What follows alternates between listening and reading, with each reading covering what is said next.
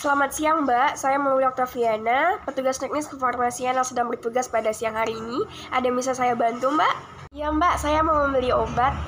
Ya, kalau saya boleh tahu obatnya untuk siapa ya? Untuk Mbak sendiri atau untuk siapa? Untuk saya sendiri Mbak. Oke baik, boleh saya lihat dulu resepnya Mbak? Oke, umur Mbak berapa tahun? Usia saya 20 tahun. 20 tahun ya? Oke baik, di sini tertera Brikasma inhaler ya Mbak ya, dengan keterangan cito atau dibutuhkan segera. Kalau saya boleh tahu, apakah Mbak dalam fase menyusui atau sedang hamil? Enggak, ya Mbak ya. Oke Mbak, saya ingin bertanya sedikit. Kemarin udah konsultasi di dokter ya Mbak ya. Nah, apakah dokter ada menjelaskan bagaimana obatnya atau mekanisme kerja obatnya? Enggak ada Mbak. Enggak ada. Kalau tentang cara pemakaian obatnya ada nggak Mbak? Nggak ada. Nggak ada juga ya. Kalau mengenai harapan setelah Mbak mengkonsumsi obat ini, ada nggak dijelasin dokter? Nggak ada. Nggak ada juga ya Mbak ya. Oke, nanti saya jelasin apa aja mengenai obat ini.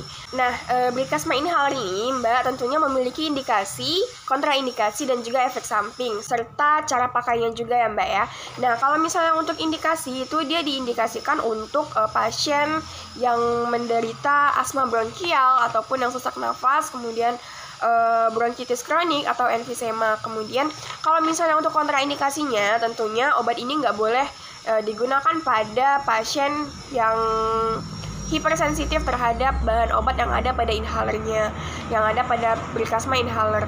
Nah, kemudian untuk efek sampingnya itu biasanya yang umum adalah tremor, kemudian palpitasi, dan juga terjadinya perubahan ataupun gangguan pada tingkah laku. Seperti itu ya Mbak ya. Untuk cara pakainya itu pasien harus dalam posisi yang duduk tegak, atau boleh juga dalam keadaan berdiri. Kemudian jika misalnya udah dalam posisi duduk atau berdiri, pastikan bahwa dagu kita terangkat ya Mbak ya, atau dalam keadaan tengadah.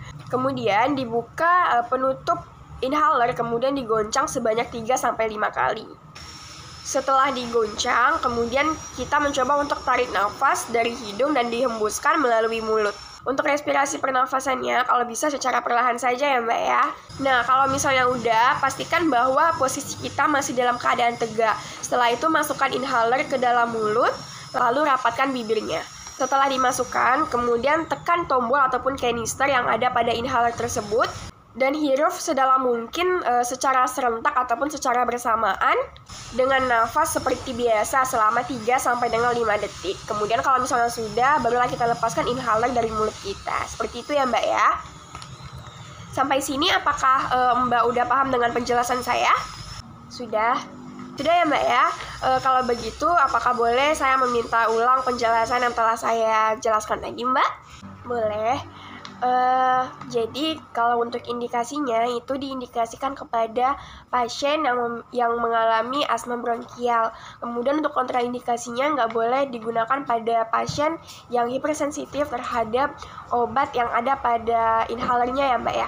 Kemudian kalau untuk efek sampingnya yang paling umum itu tremor, kemudian juga bisa merubah sedikit tingkah laku. Lalu untuk cara pakainya, kita harus dalam posisi ataupun keadaan berdiri dan juga bisa dalam duduk tegak.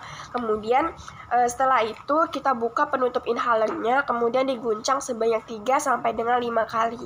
Setelah itu nanti saya tarik nafas secara perlahan dari hidung, kemudian dihembuskan melalui mulut. Nah, kemudian saya harus memastikan bahwa saya dalam keadaan duduk tegak ataupun berdiri, barulah masukkan inhaler ke dalam mulut lalu dirapatkan.